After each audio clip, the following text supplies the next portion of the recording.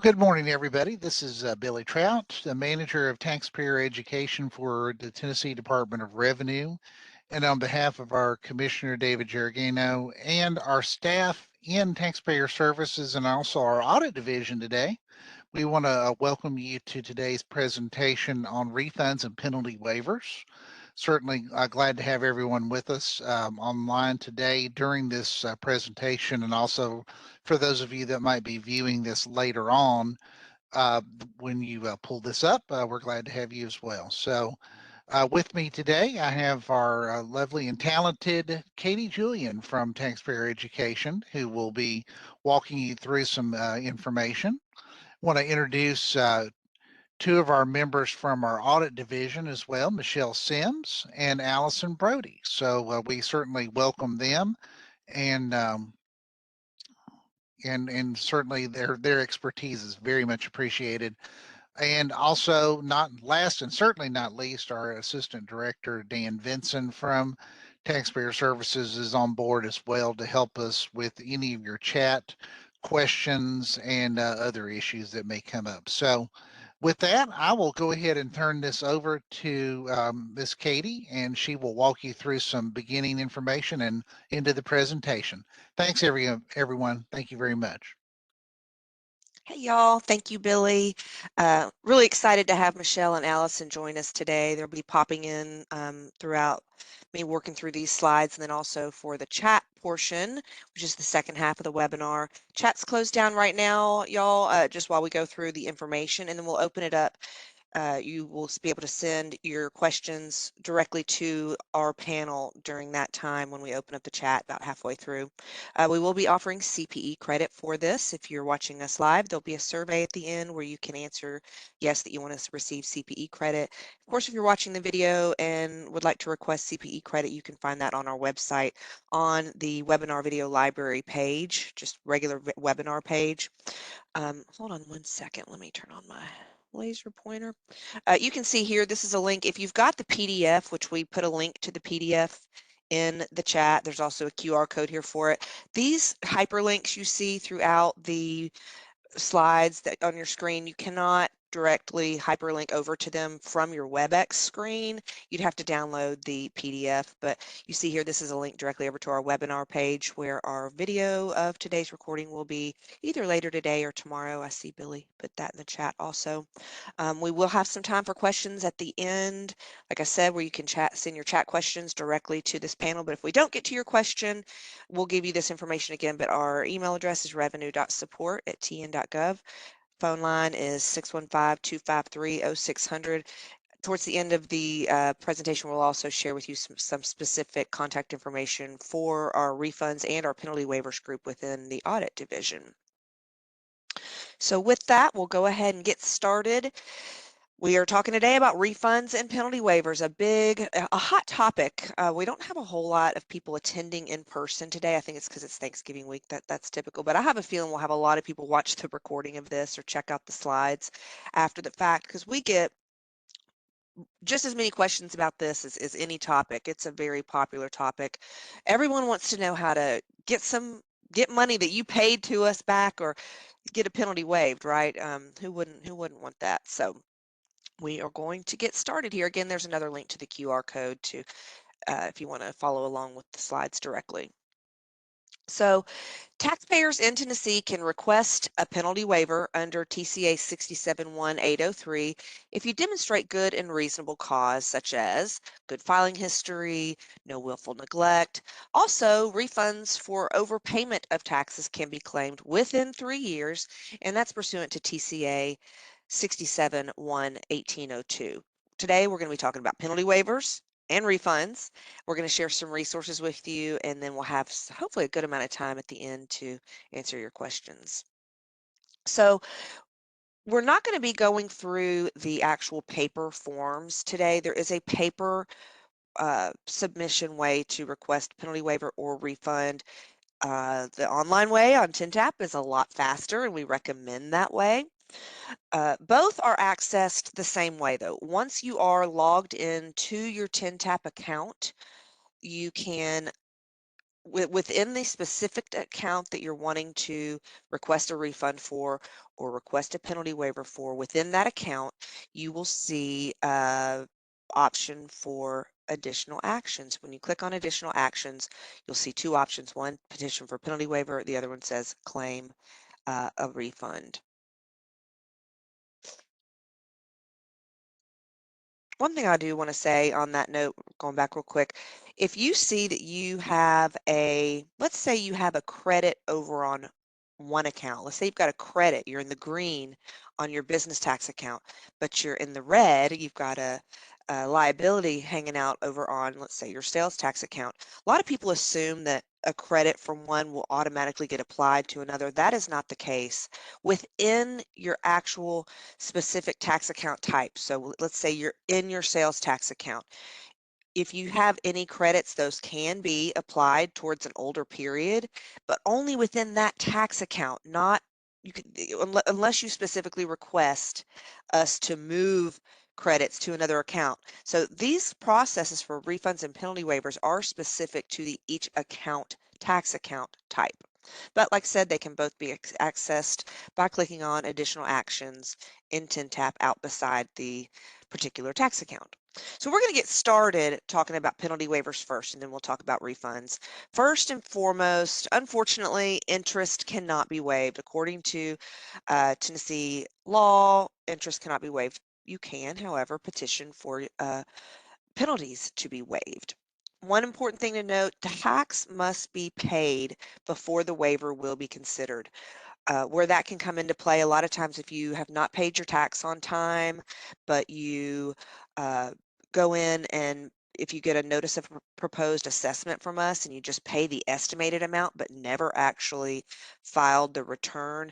Actually, Michelle and Allison, let me ask you about that. I'm saying this like I'm sure of myself. If they paid an estimate but didn't file the return, they would need to file that return first too, right, in order to get a penalty waiver, not just pay an estimate. Is that correct? Oops, you're on mute. I'm sorry, any filed returns would need to be filed, and Mhm. any taxes that are due would need to be paid in order for us to consider that penalty. And Okay. unless they're on a payment plan, if they're on a payment plan, then it works as a tax is being paid, but all returns have to be filed and all the taxes have to be paid. Okay. And that's all returns for all periods, Michelle? That is correct. Yes. Okay, so don't, if you had like a delinquency in one particular tax type, then you're going to need to solve that delinquency, correct? No, we only look at each tax type. So Okay, if so it's by tax type. someone submitted Okay, a penalty waiver for sales and use tax, okay, and let's say they had an unfiled return for their franchise and excise tax, as long as all the returns where they submitted the penalty waiver for that tax type for sales and use tax, as long as mhm, all those returns are filed and all the taxes are paid on that account, then we can consider those penalties. We don't okay, look at the F&E account. okay, great. Thank you. Mhm. Great. So, but down to the next bullet here, Tennessee Department of Revenue, we are authorized to waive penalties if you show good and reasonable cause. And you'll see when we start walking through the process here in a minute where you can put in your reasoning. Um, let's see, waivers can be issued in delinquency cases if the taxpayer has a 2-year good filing record with us and no willful disregard. Now, I believe that if Allison and Michelle, correct me if I'm wrong here, but there may be some exceptions to that if they've had a late something within 2 years. That doesn't necessarily disqualify them, or does it? If is it a good rule of thumb to stick to, though? Well, there's other scenarios. It could be Mhm. like an intervening providential cause, like a death in the family, and things like that. So we consider a lot of the factors A lot of outside stuff. of the Okay, 2-year good. Yeah. great. It's And just then important to document all that information in the penalty waiver. Okay. to go along with that, there are different types of penalties. Um, and say in the prior year they may have had a different type of penalty, and this year it's a different penalty. So that's something else that we'll look at, the type of penalty that was assessed. So you've got penalties for late filing. Obviously, that's probably the most common, I would say. There's penalties for missing estimated payments on F&E, right? Right. Sufficient And estimated Okay. delinquencies. Yeah. insufficient F&E can funds, have several kind of different like penalties more their so. payment was returned. There's insufficient fund penalties, so that's another one. Okay. Can those be waived, the insufficient funds penalties? Is that one that you can request We can waiver on? consider those as long as the tax has been paid. Okay. So they can say, I changed bank accounts. For an example, I changed bank accounts, forgot to update my TIN-TAP account with who I changed my bank to, something like that, understandable maybe. Okay, great, very helpful. Thanks, y'all. One last thing to note here about penalty waivers, if it's a waiver in the amount of $100,000 or more, that's a lot of penalty, that goes through a series of approvals that goes all the way up to the Attorney General of the state. So larger penalty waivers in general do go through quite a process. So And I do want to add something to that because so sure. penalty waivers when it go so like if it goes to the AG's office, typically we tell taxpayers that penalty waivers can take 30 to 45 business days for complete processing. Sometimes they can take longer because of the signature stage. Who has to sign off on it? In the case of the Attorney General's office for anything over 100,000 or more, that can definitely exceed that threshold of 45 days.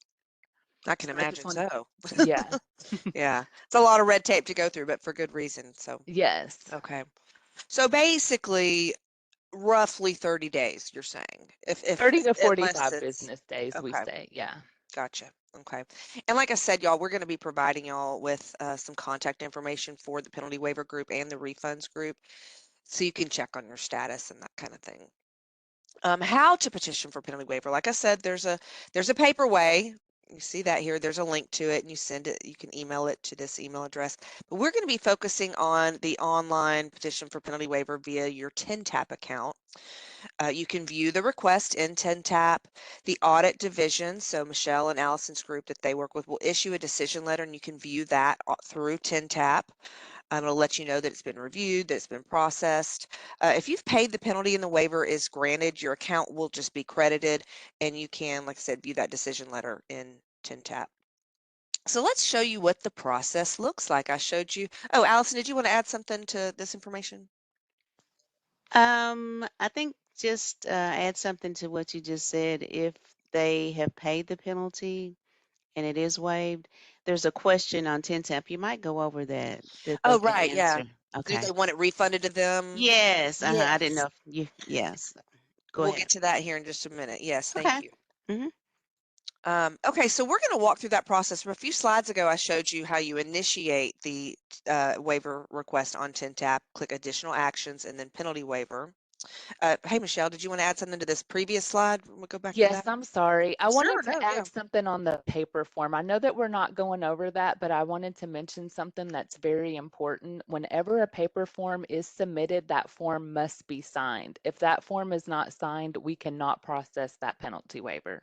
So I just wanted to make sure that everyone knows that that form must be signed.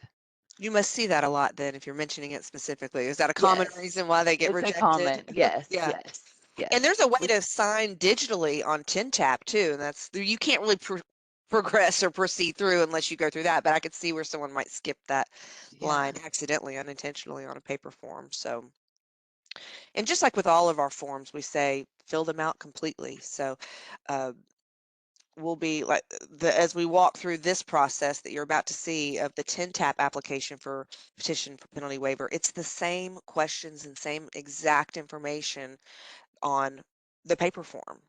Also, one fun fact, please make sure we can read your handwriting, because if you write like I do, you need to really not do that.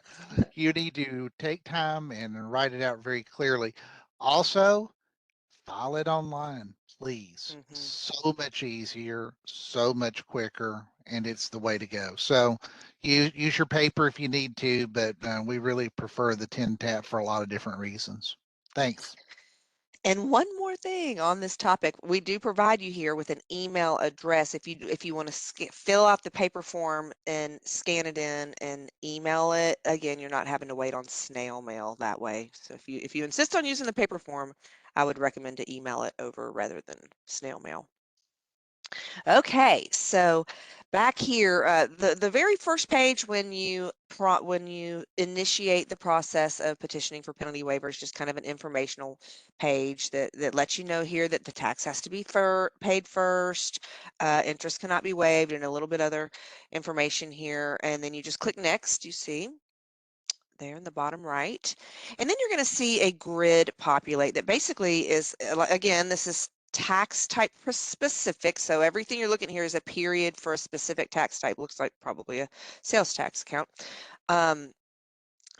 For purposes of getting this screenshot, I went ahead and checked each of these boxes here, but when the screen first pops up, they're not checked. When you check those boxes of the periods that you have penalties on, the amount will populate for the amount that you're requesting, which is the full amount. Is that right, Michelle? That is correct. Okay. And I was going to add to this that in the event that you do not see the period here to select, 9 out of 10, it's probably out of statute, or it appears to be out of statute, like the period's out of statute with it past the 3 years. So what I would do is so you can still request those penalties in the next screen. When she goes to the We'll go next ahead and go screen, to that now. Yeah. yeah, you can request those in that box, but you would need to be very specific. Like you would need to say, I'm requesting the September 2017 period. We would need to know the exact period that you are wanting to request, because then we can create a new case to include and capture those periods. Okay. And so if it is out of statute, there may be, without getting too in the weeds here and talking about how our system can move things around and it can get a little bit complex, if they can request a penalty for a period that is out of that 3 years, and just for consideration, right? Yeah, they can, because let's say, for example, they had an unfiled return for December 2017. They filed it 2 days ago and they paid it 2 days ago. Well, then that period now becomes in statute. Makes So they sense. can request that penalty. They But can it wouldn't request show any. up, sorry to interrupt you, but an out of statute period wouldn't show up here. That is correct. Okay, And got so, it. and maybe that, so maybe when they go on 10 tap, they have no other penalties but that out of statute period. And that's when they would need to use that paper form. But if they have other periods that they're wanting to select, they can select here. And when they go to the next screen, they can type, and write in that they want to include those periods that we're not showing. They just Perfect. need to be period specific and just, state which periods they're wanting to include. Makes sense. Katie, can I add something? Can you go back to slide 8? Yeah, that one. So one thing that I see a lot, like on this example, they have 5 periods listed here. I see, say they only select 1 period. And a lot of times it's say that 1 period is $10,000, but the other periods are smaller balances. Um, you know, it doesn't hurt to go ahead and select all of the periods to be reviewed and not just select the one that's big, because there's a chance if we can approve that one, then maybe we can approve the others, but you haven't selected them here. So we recommend just going ahead and selecting all of the periods to have them reviewed. It's not going to hurt anything. So And you can have a partial approval, right? If they go ahead and exactly. check all the boxes and say, yeah, hey, might as well go for it and try to get as Right. much money back as Yes. possible. Right. And Right. then for various reasons, they say, okay, we'll approve this one, and this one, but not this one and this one. So Right. might as well Right. ask for all. Okay, Exactly. Yes. perfect. Thanks, y'all. This is exactly the kind of stuff that everybody wants to hear from you guys who are the ones processing these. What are the things you're seeing? Love that. All right, and then you're done, y'all. After you put in your reasoning here, you do not need to attach any supporting documentation. It just says you can attach, but you just write your reasons here, explain um, why you need to why you're petitioning for the penalty waiver, and then click next, and you are done. There's a couple of important things here. Let me go back, Michelle? Yeah, I was Yeah. just going to say sometimes, like when you're writing out what happened, like when you're answering those questions, we see a lot of attachments where someone completed that, they answered those questions on a in a Word document, and they attach the Word document. And then in these boxes, you can just put see attached statement. You don't Because have they're to just required, type. that little red asterisk, you Yeah, have to put that is something there. So correct. see attached, see attached. Okay, Yes. that's good. Thank you. So yeah, after you've done that, you are done, except for two final questions here. The first question asks you, by checking yes, I attest that the penalty did not result from gross negligence or willful disregard for the law. And then this is what Allison was mentioning a little while ago. This is where this question says, if you have already paid the penalty on your account and your waiver request is approved, this may cause your account to have a credit balance. Please check yes if you would like the department to initiate a refund of any balance. So basically, this is where your petition for penalty waiver can become a refund request also if you click yes there. All right, that's it on penalty waivers. It's pretty simple. Again, like I said, we get a ton of questions about penalty waivers and refunds, but you can see it's a pretty simple process to go through. We're going to switch gears here just a little bit and talk about requesting a tax refund. So tax refund is basically going to be if you overpaid. Let's say there was an adjustment made, you went in and made an adjustment to a period that resulted in a refund or a credit being on your account, sorry. You can sometimes, if you pay an estimated amount, because you get a notice of proposed assessment or something, pay that estimated amount, and then go in and file, and the actual tax liability is less than what the estimated amount was, that's going to cause a credit on your account. So you can either leave that credit hanging out there on the account. As I mentioned earlier, it's going to stay on that account. It can't move from a sales tax account to an F&E tax account or to a business tax account unless you request that to be done. It will just stay on that account, that credit. It can be applied towards past liabilities, or it can be applied towards future. You can keep it there if you wanted to. If you've got a little sales tax credit and you're about to file a sales tax return for the current period, and you just want to have that credit go towards your next sales tax liability, you can do that too. But if you want to initiate the process of getting it back in your pocket, so to speak, then you can do that. It's either a 10-tap process, just like penalty waiver, or again, a paper form. If you do the paper form, I do want to say there's two forms. There's the claim for refund form, and then there's something called a report of debts form. If the credit is from over $200 that you're claiming for refund, then another little form called the report of debts form is needed, and I'll walk you through what that looks like here on 10-tap 2.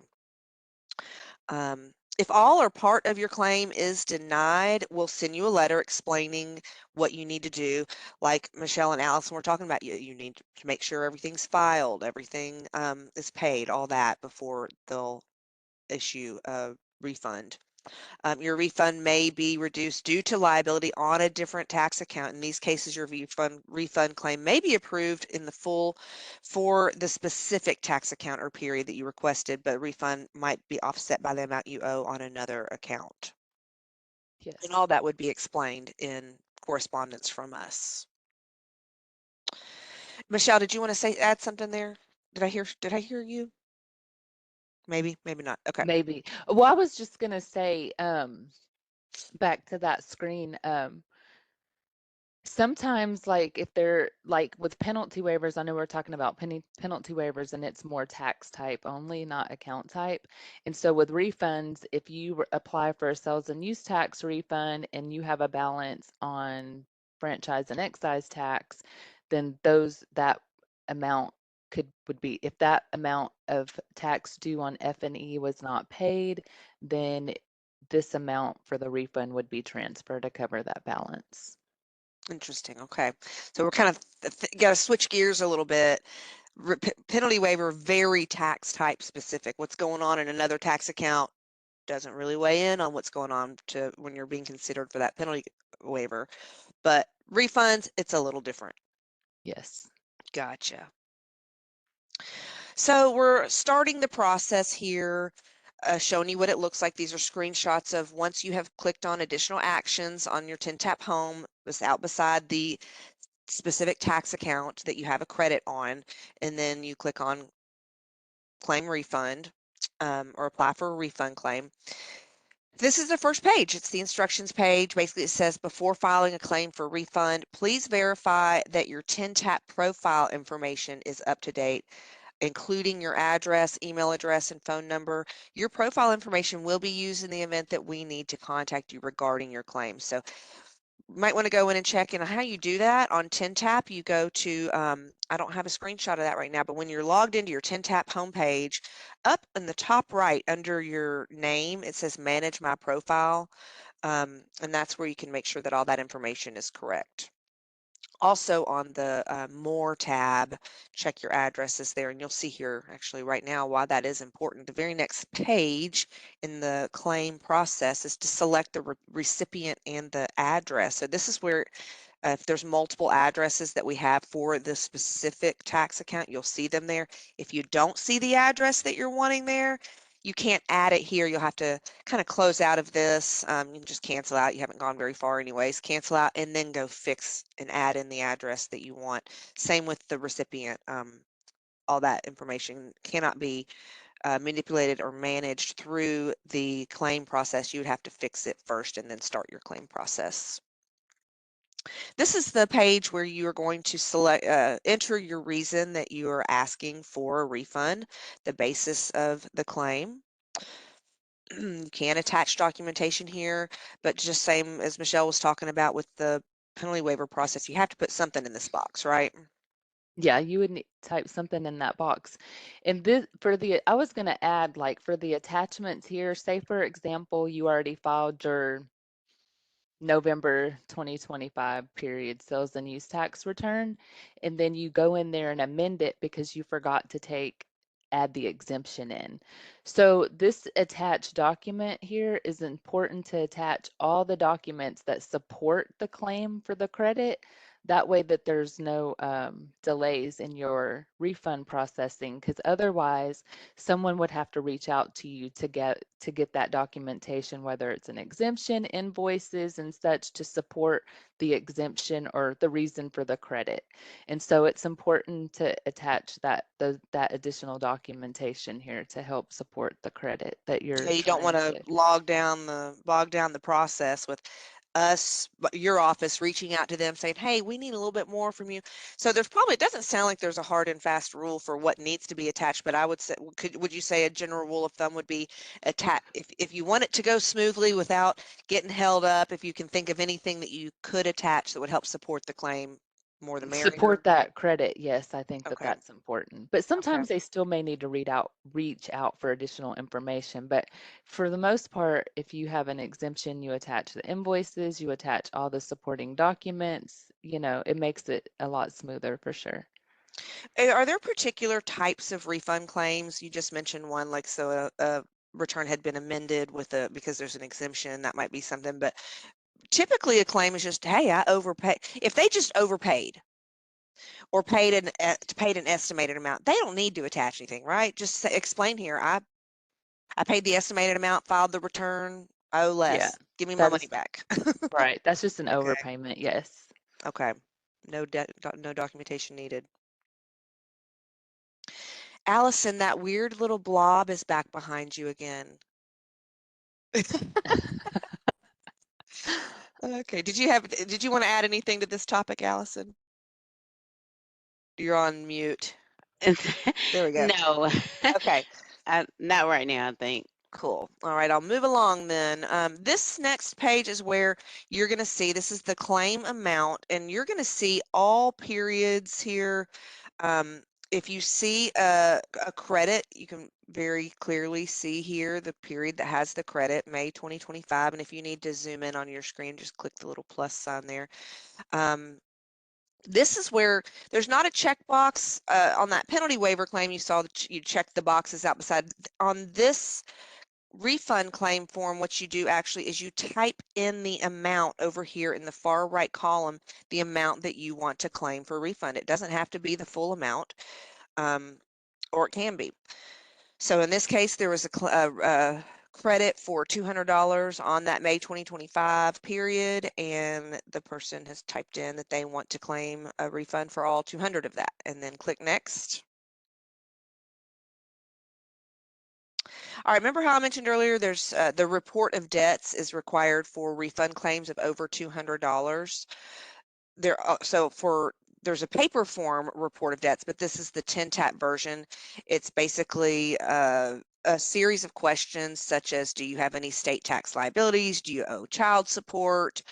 Overpayment of unemployment compensation benefits, so on and so forth.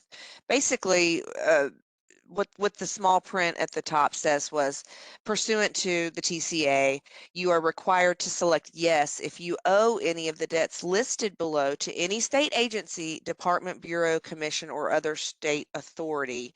Any person who, with intent to deceive, provides false information on this report is guilty of a Class A misdemeanor offense of perjury. So it's real important that you pay attention to that. Right, Michelle? Yes, I was going to add, Katie. So if they answer yes to one of these questions, then they can go hit the previous button and go back and attach supporting documents for that, Okay. for their answer yes. Because Okay, so let's say what you're saying is they answer yes to something here, but they feel like they have a good reason for that. well, if they answer yes that they have state tax liabilities or they owe child support, they can upload the document from child support. You know, they can Okay, upload the documents to support this. Now, the auditor may still have to reach out for additional information. They may not, but they can go ahead and attach the documents that they have, you know, okay. just to, So in other words, is answering yes to one of these doesn't necessarily disqualify you from your refund claim, especially if you have some kind of reasoning that you're going to attach documentation about or whatever. Okay, that's good to know. And where she's talking about, again, it's two back. You can go to previous here on any of the 10-tap forms that you're filling out. You see the button that says previous, and go back a couple of screens over to the attached documentation part. And right here, you click attach documentation if you needed to do so. Anything else on the report of debts, Michelle or Allison? I don't have, All no. right. We will move along here then. You're done, other than clicking submit here and answering under penalty of perjury. I declare that the statements basically are true. And then you're done. You will, for all submissions on 10-tap, if you've ever submitted a return or anything, you do have to, your password that it will ask for after you click submit is basically serving as your signature. So. All right, I am going to bring Billy and Michelle and Allison back online here and open up the chat for you guys to put your questions into this panel. We do not open the chat up to the full group for privacy reasons, but any questions you've got, hit us with them. We're ready. So while people are doing that, I've got to make a special announcement about how to avoid a lot of what we're even talking about. Okay. So, you know, those of us that have been around here for a good while, and everybody on this webinar today has worked here for a long time, we see things that happen pretty much every day. Pretty much every day, people file their returns late. Pretty much every day, people file their taxes late or pay their taxes late. Don't be that guy. You know, quite honestly, filing and paying the taxes timely avoids the whole situation that we're talking about here too. So when you don't know, reach out to us and we're going to give you the contact information for our department so you can always reach out to us and let us help you either by phone or email or whatever you want. We'll be glad to do that too. One thing on payments, I just want to point this out, and Katie had in her presentation there several screens that showed $15 penalties. Okay, so $15 is the minimum penalty for being late. All right, so we see that every single solitary day, multiple times a day. Okay, so obviously if you file late, that's $15, right? But paying late is also subject to that minimum $15. Um, just real quick on payments. Clearly, if you're paying on 10-tap, you can avoid a lot of this because you can get your information filed early. You know, in other words, you can actually go in weeks ahead of time and file the return and schedule your payment to come out. So we would really encourage that. All right. Now, one thing on ACH debit, which is basically debiting your checking or savings account, you can do that the day of the due date and be fine. But one thing, just real quick, that we see a lot are people that pay with ACH credit. Okay. And not to get too deep in the woods or the weeds on this, but ACH credit works a little bit differently in the way that banks process those, and those take an additional day to process. Okay. So if the due date of a tax return is, let's say, the 20th, and you go in on the 20th and pay by ACH credit, it's going to end up being a day late, which is going to be that at least that minimum $15 penalty. Okay.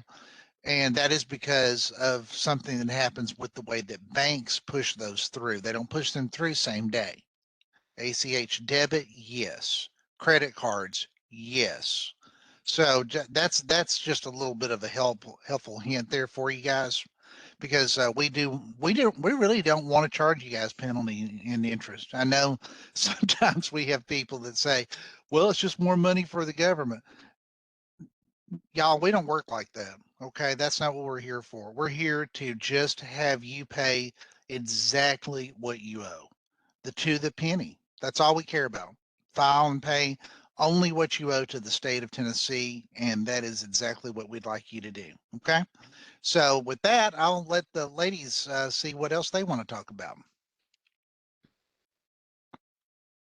So there was a question from Bobby.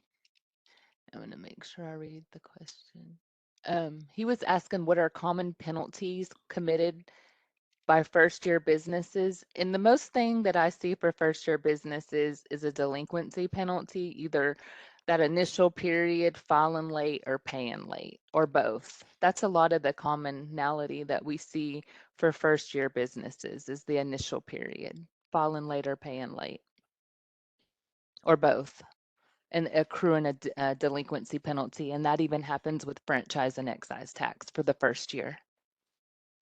One thing I see a lot too, it's with sales tax accounts. If a person opens up a sales tax account because they want that resale certificate for a new business, they need to start stocking the shelves and buying inventory. They need the resale certificate. They're not selling anything yet, so they're not thinking they have to go in and file anything, right? Well, as soon as you open up that sales tax account, it opens up the faucet. Basically, our system wants a return for the period for which you open it up in, and for every period thereafter. So if you don't pay that, I just spoke to a group of new businesses back in October and had helped one of the attendees from that new business event. She had opened up a sales tax account to get a resale certificate, but wasn't filing, and she had a bunch of estimates out there in the many. I think it was 5 different periods because she'd opened up in the spring, and each of the estimated amounts was for $500. Okay, so she went in and filed 0 for those, fixed that, and got it down to 0 tax due, but there was a $15 penalty on each one. Mm-hmm. $75 had racked up. She Mhm. submitted a penalty waiver request, got the $75 back. So that's a real common thing for new businesses is that. We see that a lot with sales and use tax because we'll see there's 0 sales, but we still have to file a return, Mm-hmm. and or we get that $15 penalty.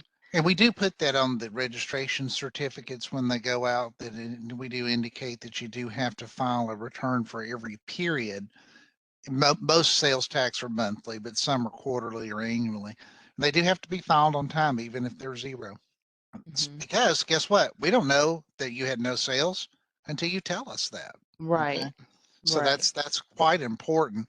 And if you don't file it, we're going to send an assessment letter out that's going to say you owe, hundreds of dollars, which you don't really owe.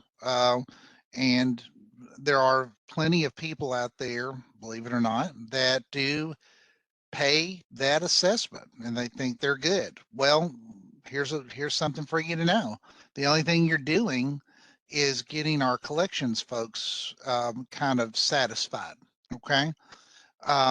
But that doesn't really solve your problem, because you've got to file and pay every single tax for every single period, particularly those businesses that are LLCs and corporations and the like that are subject to franchise and excise taxes. Because when you go out of business and you need a tax clearance letter, or you needed a clearance letter for some kind of banking reason or something like that, we can't issue a clearance letter if you haven't filed and paid your taxes. Okay. So typically people come in kind of on fire, so to speak, and want this stuff done right now. Well, if you owe us 4 years of franchise and excise tax and 3 years of business tax and a year's worth of sales tax, guess what? You got a lot of work to do before we can help you. And we want to help you. It's just that you've kind of created kind of a log jam there that's kind of hard to do quickly, particularly if you're trying to dig into years worth us. Okay. So I'm trying to help you help yourself. Okay. We're not trying to preach to you or anything like that. We're just trying to say when this stuff happens, there is a cause and effect. So we want you to kind of avoid that whole situation. Okay. Good enough. Sometimes we hear too when we get like for the first time a taxpayer's filing a return in its initial period that they wasn't aware that they had Nexus. So that's why the returns filed late because Mhm. they weren't aware that their sales were taxable in Tennessee, and those kind of things too. Yeah, and that makes perfect sense to me, as far as Hmm. that goes, because sometimes you just don't know until you know, and that might be a really good reason to file for a penalty waiver and things like that too. But Michelle and Allison and Katie mentioned at different times how important it is to document, document, document. You know, that goes with anything that you're dealing with our department. Even if you send us an email and you want us to just kind of look into something or whatever, we kind of need to know your account number and kind of need to know a little bit about what's going on. We sort of laugh a little bit and shake our heads a little bit at the same time. People will send us emails at different times and say, "Here's the question." It'll say, "My taxes." So, what does that mean? My taxes. But can we have a little more information, please? Can we have your account number? Can we have why are you talking about your taxes? What taxes? So, anyway, it's kind of funny and kind of not, but the more information you give Michelle and Allison and their folks in their unit, give to Katie or me if we're doing emails or whatever, we can help you a lot quicker. And we're very proud about how quickly we get back with people. So, I know that Michelle and Allison know too that there's different times of the year where they get a lot of requests. What are those times that are a little heavier, let's say on penalty waivers? What would that be, y'all? When NOPAs go out, NOPAs, that's the notice of proposed assessment, right? assessments, yes. And those go out throughout the year depending on what's going on, right? Hmm. About And And 30 order, so days after a tax is late, I think, is when the NOPA goes out, yeah, and so typically. we'll know what notice a proposed assessment's gone out because we'll get a lot of penalty waivers for that certain tax type at right, once. right. So yeah. And I think most of the people on here probably know this, so we'll just reiterate it. Most taxpayers use a December year end, right? What we call a calendar year end. Okay. So that makes your business tax and your franchise and excise taxes due April 15th. And of course, you can get an extension on F&E, but not for the payment of tax, by the way. But anyway, long story short, those can be extended on F&E, but typically those are due by April 15th. So if you don't file and pay by that time, then you're going to get one of those NOPAs, those notice of proposed assessment, and then it's going to be for a lot of money that you really don't owe. So just avoid the whole thing and file and pay on time, like we were saying earlier, right? And you did bring up a good point, Billy, about giving information. So, for example, when we get emails to penalty waivers, sometimes we will see, can you waive my penalties? And that's it. And so we don't so we account information, what period you're referring to, what account type you're referring to. It's helpful because we would have to reply to the taxpayer and ask for more information. So on the initial front end, it's helpful to have all that information so we know who to create a penalty waiver for to consider.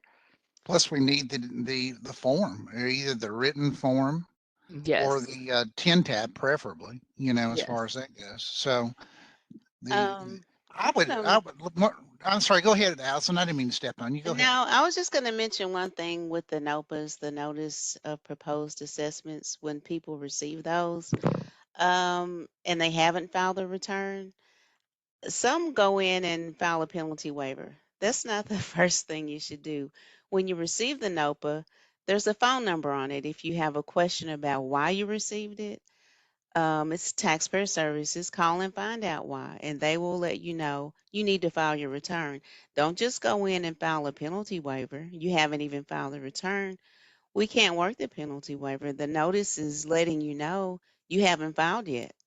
So going in and filing a penalty waiver request is not going to solve your problem.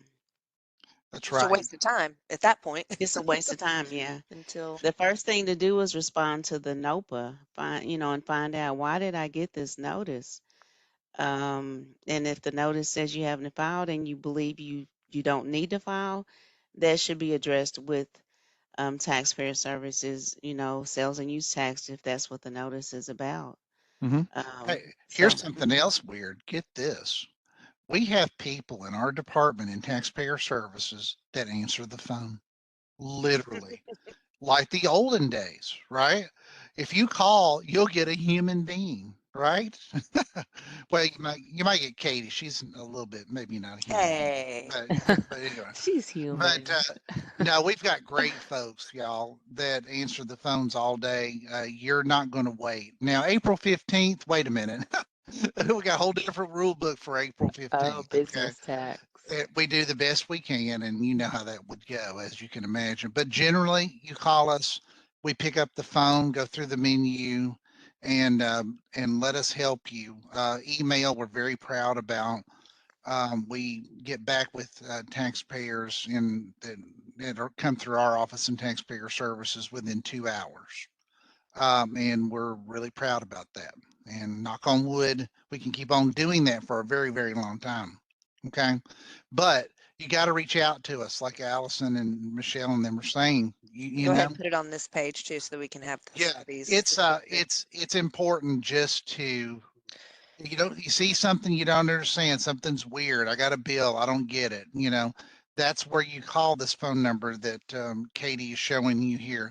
And go ahead and talk about those phone numbers, Katie, and the email Okay, addresses, if you don't so mind. Can I answer a question real quick? I'm yes, sorry. Yeah, do. go ahead, There Michelle. is a question from Alfredo Hernandez. On a closed account, can I file penalty waiver if was closed on 2021, looking for period 2016 to 2021? You can ask for those penalties to be considered. You would just need to complete that on a form. That would have to be a paper form because those periods aren't available in 10 tap. So you would Tag, have to do that on a ta- paper form. I'm sorry, Michelle, tagging on to that. So on refunds, do you want to talk to them just a real quick 15 seconds about statute of limitations for refunds? Statute of limitations, if you file for a refund and you made the payment in September of 2021, then we would deny that refund because it's out of statute and past the 3-year mark. If you file a refund and you made the payment in September 2022, then we would be able to process that refund up until December 31st of 2025. So it's 3 years January plus. 1st of 2026 would be out of statute So for 3 years 2022. plus year to date is the way we remember it. Is that right, Michelle? Yes. Okay. Yeah. So super old refunds, we can't refund. We're not allowed to. There's a lot of reasons for that. The law is the biggest reason, but the other reason too is a lot of the money that we are dealing with here is not just state money; it's also local money.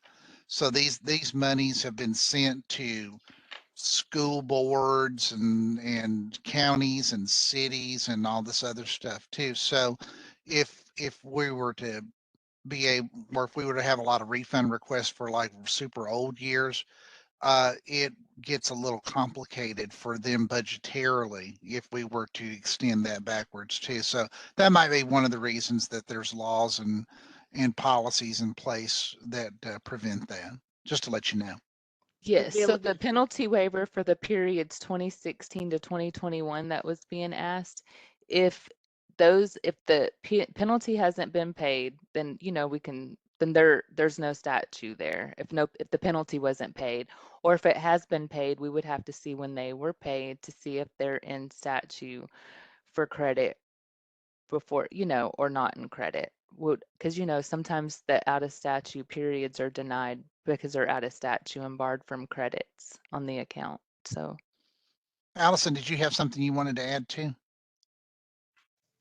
what Michelle just said about the Okay. statute on the penalty waivers on the Right. old periods, it depends on when, if the penalty was paid, it depends on when it was paid, if it can be waived, or if it's out of statute, it can't be. but as the taxpayer, you do have the right, you can ask for a penalty waiver on any period and have it considered. All right. Alfredo was also asking how to check on the status. So I'm assuming Alfredo, you mean check on the status of when those payments were made. Now, if they're older, y'all, would you recommend that he just call us, because a lot of that stuff's not going to be in TinTap, or maybe this might be a good example of getting someone from our help center on the phone, um, just to check on the accounts, how those older accounts, 2016 to 2021, might be a good idea. With that, I'm going to go ahead and we're running out of time just a little bit. We got time for a few more questions for sure, but I want to explain these phone numbers here. For questions, just general account questions, if you're wondering even about, well, yeah, just general tax account questions, call our general tax line.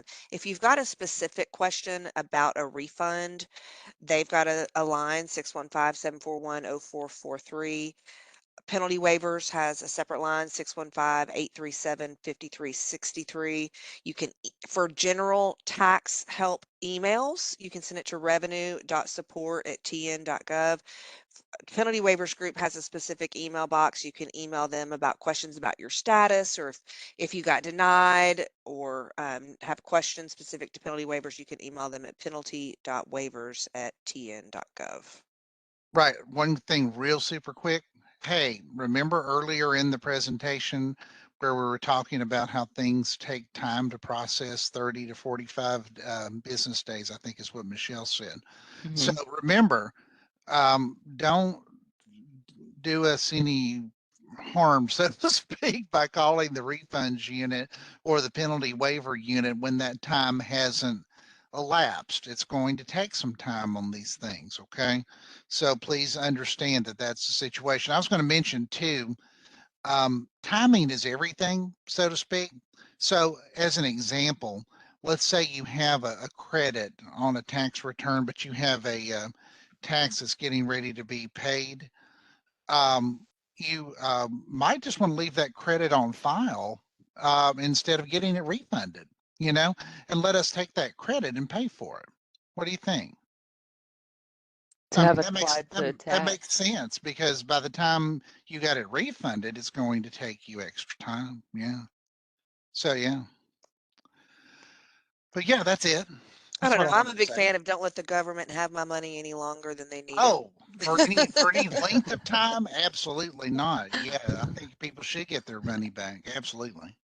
Yeah. Right, but like you're right. If you've got to turn right back around and make a payment, if you file sales tax monthly, and what you've got a credit for that you're claiming a refund for could just go towards your next month's Yeah. sales tax, yeah, it might make sense. And Yeah. Billy, I think on some of those, the credits don't automatically carry forward. They would have to call and request it be carried forward for the Yes, and they next could call period. taxpayer services and we can take Hmm. care of that for them. We can Right. move those That brings up credits. a good point, Allison, because sometimes we see penalty waivers that have a credit on another period, but the period that they're requesting the tax isn't paid, which that credit would cover that tax liability. But the taxpayer should contact taxpayer services or support or send a ticket through revenue support so they can ask for that money to be moved, because that money has to be on that period before we can consider that penalty.